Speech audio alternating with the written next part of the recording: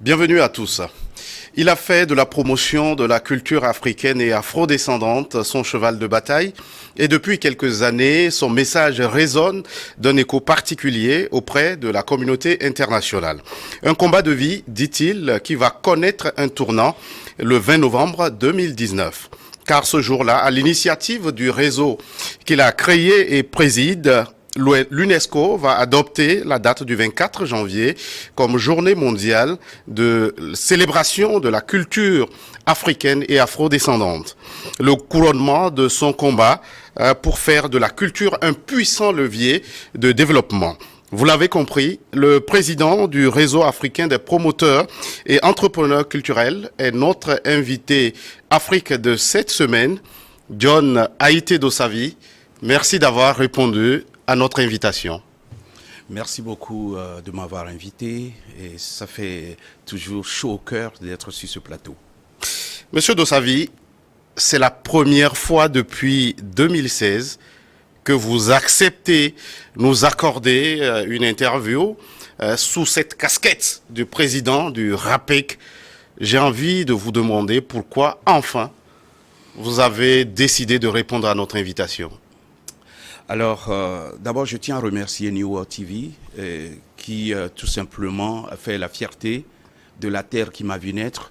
New World TV qui aujourd'hui fait partie des chaînes de référence qui portent la voix de l'Afrique à travers le monde entier. Avant, on n'avait que les chaînes de l'Europe du Nord et au-delà de ça, de l'Occident, qui nourrit de leur vision, de leurs images. On sait ce que c'est qu'une information, on sait comment on fabrique une information, on sait le rôle, l'impact que jouent les infos sur la vie des citoyens, sur la vie des peuples. Donc New World TV est rentré bien évidemment dans ce paysage, j'ose pas dire dans la cour des grands, non, il n'y a pas de cour des grands, mais en tout cas rentrer dans ce paysage des médias qui comptent dans le monde. Et salutations aussi à la direction, M. Colony, et que je respecte du fond du cœur parce que c'est un monsieur tellement humble qu'on ne voit pas, mais qui fait un travail de terrain. Il est comme des racines qui poussent sans faire du bruit. Merci pour ce compliment. On va maintenant aller dans le vif du sujet. Le vif du sujet, c'est aussi New World TV. Merci. Non. Merci pour vous d'avoir justement ravi la vedette pour la diffusion de la Coupe du Monde sur le continent africain. Merci. Alors, le vif du sujet, des fois c'est très difficile pour moi de parler de mon combat. Et des fois, je me dis que mon travail, ma lutte, ne doit pas être ma lutte, doit être une lutte de toute une génération. Donc, si aujourd'hui, j'ai pris la décision d'intervenir sur un média au Togo, c'est que j'ai voulu justement attendre un certain nombre de choses, à savoir la mise en place d'une dynamique susceptible justement d'imposer irréversiblement ma vision, portée avec un certain nombre de bonnes volontés, des bénévoles et tout ça. Et on a lancé officiellement la journée mondiale de la culture africaine et afro-descendante ici. L'idée de cette journée est née dans la diaspora togolaise, dans la diaspora africaine, en Europe, en particulier en France. La terre qui m'a vu naître doit être au cœur de ma vision, de mon champ de bataille. J'aime pas ce mot bataille, mais en tout cas, si vous en avez un autre, je m'aimerais volontairement l'emprunter. Donc, ceci étant quoi? Ça veut dire que quand nous avons fait le lancement, j'aimerais bien que les plus hautes autorités de ce pays puissent prendre la main et porter ce message. Ce n'est pas une affaire de caprice de se dire « je vais inscrire mon nom dans le patrimoine ». Mais ça s'est imposé à moi. Aujourd'hui, j'ai décidé justement de prendre la parole parce que cette année 2023, les plus hautes autorités de ce pays ont fait la promotion de la Journée mondiale de la culture africaine et afrodescendante à travers le ministère des Affaires étrangères qui est concerné, d'autant plus que je suis de la diaspora togolaise en Europe. Et à partir de ce moment, je prends la latitude de se dire, bon, maintenant, je peux parler. Mais bien avant, je crois que il faut laisser, à un moment donné, les choses se font. Donc c'est exactement ce que j'ai pu faire à mon petit niveau. Monsieur Dossavi, on va faire un peu d'histoire. Le 20 novembre 2019, la conférence générale de l'UNESCO va adopter sur l'initiative du RAPEC la date du 24 janvier comme journée mondiale de la culture africaine et afrodescendante. Comment en est-on arrivé là? Des fois, il y a des choses qui vous arrivent. Vous vous posez la question, est-ce que c'est vous ou quelque part vous êtes habité? Moi, je crois que je ne suis qu'un messager qui a porté un message, qui a été inspiré et qui a cru à cette inspiration et en tant que messager qui doucement, tranquillement a su trouver les belles personnes, des bonnes vibrations sur son chemin. Et aujourd'hui, la réalité, elle est là. D'abord, tout a commencé depuis 1986. À cette époque, dans des discussions entre amis à bâton rompu, je disais qu'il n'est pas normal que notre peuple, qui est le peuple le plus éparpillé sur cette planète Terre, de l'Afrique jusqu'à l'océan Pacifique, en passant bien évidemment par l'île de Tonga, Guinée-Nouvelle-Papouasie, l'île de Fidji, en allant vers les côtés Caraïbes, Jamaïque, l'île de Barbade, Guyane, Haïti. En dehors de tout ça, parler des afrodescendants en Amérique du Nord, en Amérique du Sud, eh bien, en Europe, je me suis dit, nous sommes le peuple le plus éparpillé dans le monde. Mais qu'est-ce qui nous lie concrètement? Est-ce que c'est juste la couleur de peau, c'est la mélanine? Ça vole pas haut, parce que si vous faites un enfant avec une femme qui est blanche, votre enfant sera métisse. Et si elle ou si il va faire enfant avec un caucasien ou une caucasienne, l'enfant sera totalement blanc. Est-ce que cet enfant n'est pas africain? Donc ce n'est pas une question de couleur de peau. Qu'est-ce qui nous lie concrètement? Il n'y a rien aujourd'hui. Au moins, il faut avoir un symbole. Ce symbole, c'est quoi? Ce n'est pas l'Afrique seulement, ce n'est pas le continent, parce qu'il y a cette extension de l'Afrique au-delà de nos frontières. C'est notre culture. Cette culture dont vous avez voulu être le porte-étendard. Voilà, ce sont nos valeurs, ce sont nos traditions, ce sont nos us et coutumes. À partir de ce moment, nous devons avoir une journée symbolique dans l'année pour pouvoir célébrer ce que nous sommes. L'idée est de partir sur une base d'une journée symbolique pour célébrer nos valeurs, nos traditions, nos us et coutumes n'est pas une idée mince. Qui êtes-vous? Qui vous êtes pour dire que vous voulez mettre en place une journée pour tout un peuple? Ce qui ne s'est jamais produit dans l'histoire contemporaine.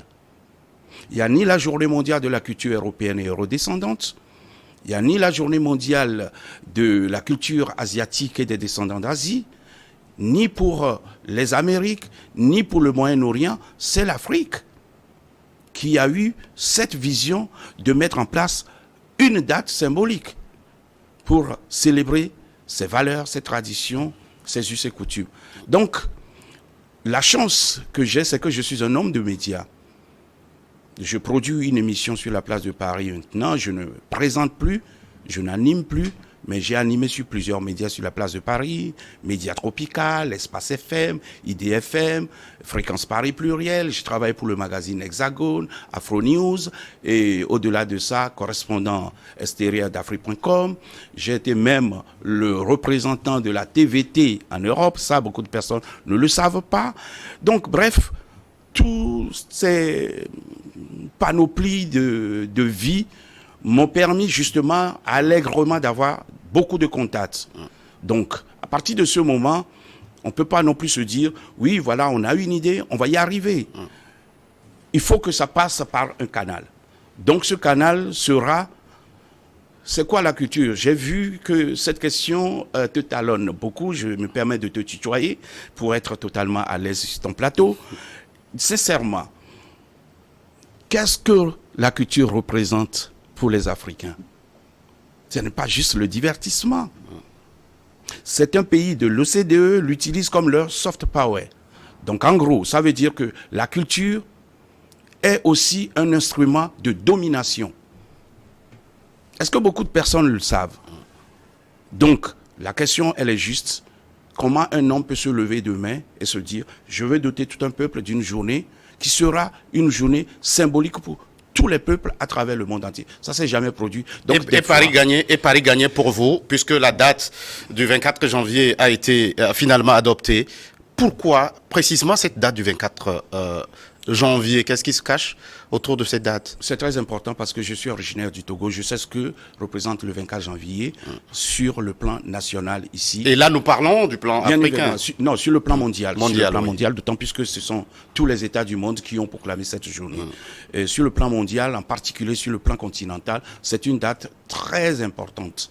Et au-delà, bien évidemment, de la date aussi importante dans mon pays, c'est une date importante pour tout le continent africain. Je vais y venir.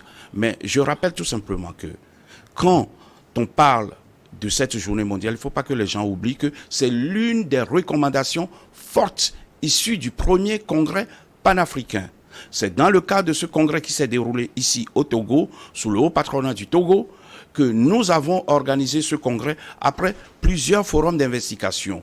À savoir, le premier forum à l'UNESCO que j'ai eu l'honneur de présider avec l'ex-patron des Nations Unies pour la culture, Françoise Rivière, paix à son âme, premièrement. Deuxièmement, le forum en Afrique subsaharienne que j'ai eu l'honneur d'organiser avec le roi Rwedonique Béhanzin, avec l'UNESCO et toutes les autres institutions. Troisième, en Afrique du Nord, dans le cadre du Cité Gouvernement Unis Locaux d'Afrique, une institution qui rassemble tous les territoires du continent africain. Donc, en faisant tous ces forums, ça nous avait permis justement d'élaborer un certain nombre de plans pour arriver au congrès panafricain. C'est lors de ce et le choix de cette date a été une recommandation de ce congrès. Je vais y venir. Oui. C'est lors de ce congrès panafricain qui s'est déroulé ici, au Togo.